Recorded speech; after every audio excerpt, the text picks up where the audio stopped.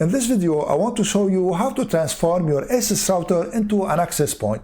Also, I'm gonna introduce you to a utility from Asus called Device Discovery that will make your life much easier to manage the access point.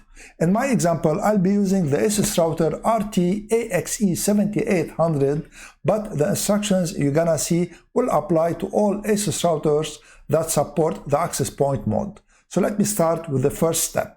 The first step is to reset your Asus router. Before resetting the router, you should know that resetting it will erase all the setup that is on it. So if you need something that is on it, make sure to save it first and then reset the router. I've made a video on how to save the configuration of the Asus router. You can see it in the description. Depending on the model of the router, you need to find the reset button. On this router, the reset button is on the bottom of the router.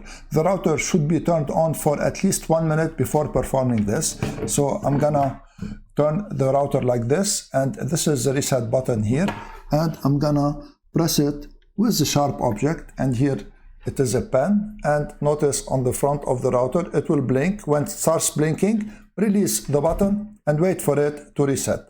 It will take approximately a minute to reset completely. And now the router has been resetted. Step 2 is to connect the router to the main router with an Ethernet cable.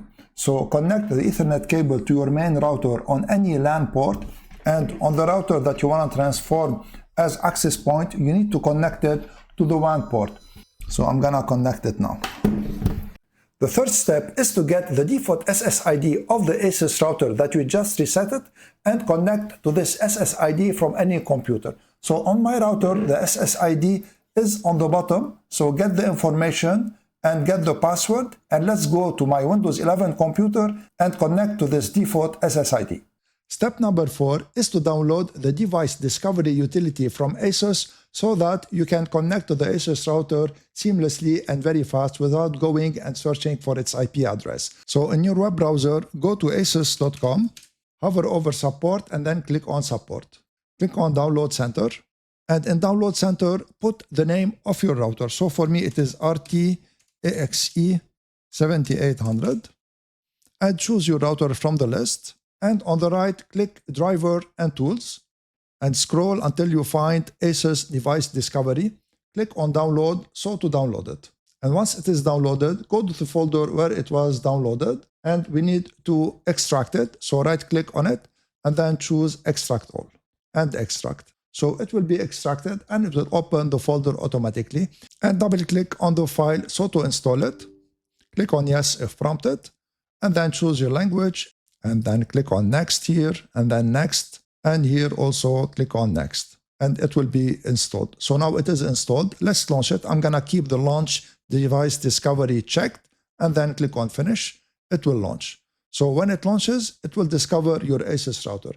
Step 5 is to set up the Asus router in access point mode. So here, using the Device Discovery utility, click on the router, and then click on Configure.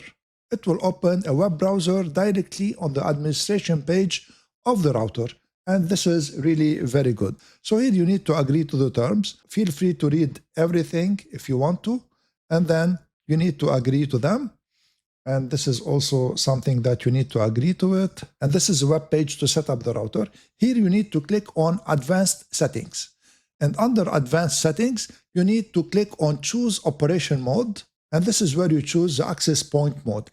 In access point mode, the router should always be connected with a physical connection to the main router. So let's click on access point mode. And here it's asking you if you want to assign a manual IP or automatic IP. I'm going to go with automatic IP. And also I advise you to go with automatic IP. And this is where you create the new SSIDs for your access point. One thing very important here is that I advise you to dissociate the 2.4 gigahertz, the 5 gigahertz, and my router has also 6 gigahertz bands from each other. So to do this, check this box that tells the router to separate all the bands.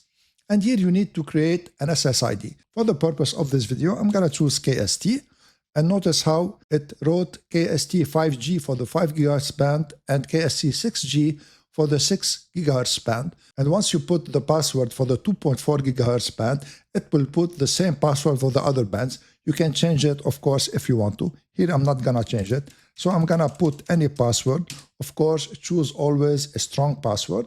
And this is a password inputted. And now scroll to the bottom and then simply click on apply. The next step is that it will tell you what you want your router login name to be. So I'm gonna put here KST user. Do not use well-known names like admin or user, and put a strong password. So I'm gonna put a strong password for this, and you need to confirm the password. And once you put all the information, click on next. And when it saves the settings, it will give you a summary of everything you entered. Now wait for the router to restart, and when the router restarts, the internet LED light will turn from red to white. So now the initial setup was done. I'm gonna show you still how to secure the router better. So let me minimize the browser here, and let's go back to the Asus Discovery utility. And then here I'm gonna click on search because the IP of the router changed, and notice how it got the new IP of the router. So select the router and then click on configure, and it will take you to the login page of the newly set up router. And here you need to use the credentials that we just created. So it was KST user, and then I'm gonna put the password, and we're gonna go into the router to show you the final steps. When you set up the router in access point mode, notice how many of the settings are removed, and this is because the main router will take over these settings. So the post-setup steps that I want you to do here so that to secure more your router is to choose the authentication method WPA2/WPA3. So you need to choose this for the 2.4 GHz band and also for the 5 GHz band. The 6 GHz band is already a WPA3 personal. And scroll to the bottom and then click apply.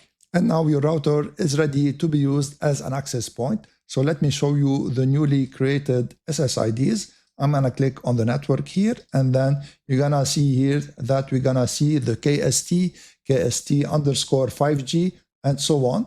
So here are the newly created SSIDs. So now you can use them to connect to the internet.